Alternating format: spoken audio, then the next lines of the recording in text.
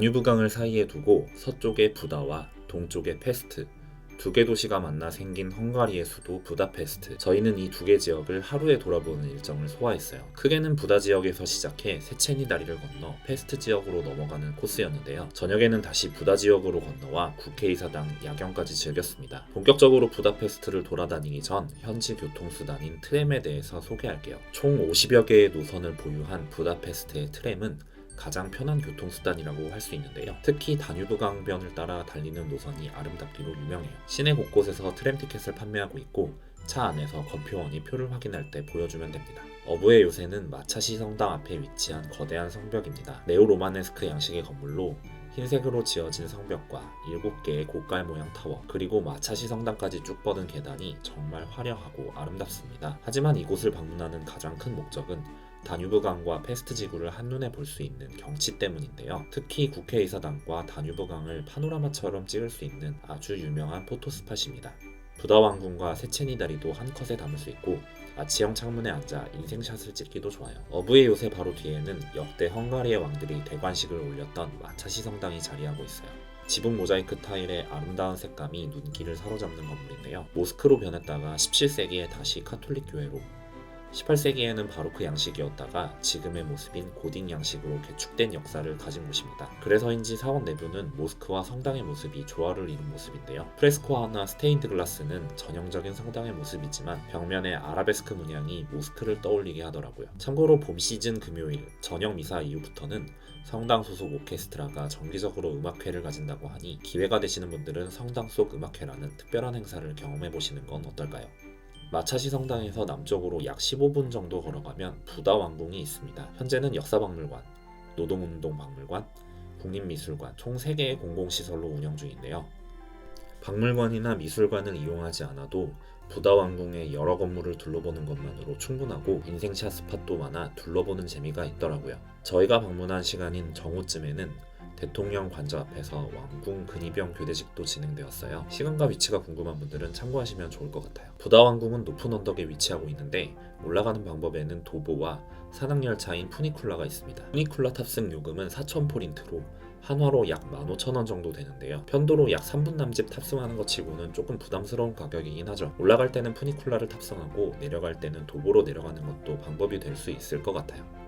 부다 지역에서 페스트 지역으로 넘어가기 위해서는 세체니 다리를 건너야 합니다. 부다와 페스트 사이를 흐르는 다뉴브강의 8개 다리 중 가장 아름다운 다리로 꼽히는 것이 바로 이 세체니 다리라고 해요. 다리가 시작되는 부분에 양쪽으로 놓인 2마리의 사자상 때문에 사자다리로 불리기도 한다고 하네요. 1848년에 오픈한 이 다리는 부다와 페스트를 잇는 최초의 다리로 부다페스트의 상징으로서 관광명소로도 유명한 곳인데요. 실제로 방문해보니 다뉴브강의 풍경을 가장 아름답게 볼 수 있는 장소 중 한 곳인 것 같았어요. 다리의 중앙에는 차량이 지나가고 양옆으로 인도가 나 있는 구조라서 어느 쪽으로 걷냐에 따라 전망하는 방향이 달라지는 점은 참고하시면 좋을 것 같아요. 부다 지역에서 페스트 지역 방향으로 세체니 다리를 건너면 직선거리에 이슈투반 성당이 있습니다. 부다페스트 최대 규모의 성당이자 헝가리 카톨릭의 중심지인 이슈투반 성당은 헝가리 초대왕을 기리기 위해 세워진 곳이라고 해요. 이 헝가리 초대왕은 성인으로 추앙받아 성 이슈트반이라고 불리는데 성당의 내부에는 그의 오른쪽 손목과 함께 다른 유품들이 전시되어 있었어요. 성당 중앙에 있는 돔의 높이는 96m로 이슈트반 성당은 부다페스트에서 제일 높은 건물 중 하나인데요. 도시 미관을 위해 다뉴브 강변의 모든 건물을 이보다 높이 지을 수 없도록 법적으로 규제하고 있다고 하더라고요. 유일하게 동일한 높이인 건물은 부다페스트의 또 다른 랜드마크 중 하나인 국회의사당이라고 합니다. 부다페스트 여행의 또 다른 재미는 바로 카페 투어죠.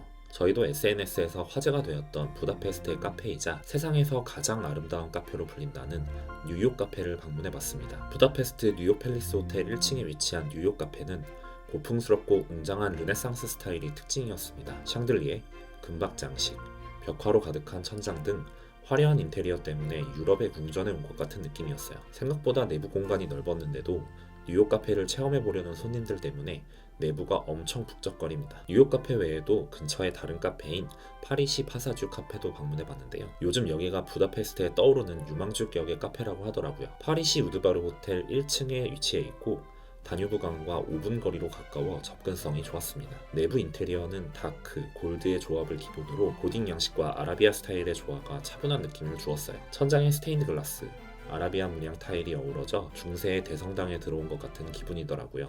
내부 공간은 넓지 않았지만 조용하고 차분한 분위기를 선호하는 분들이라면 이곳도 마음에 드실 것 같아요.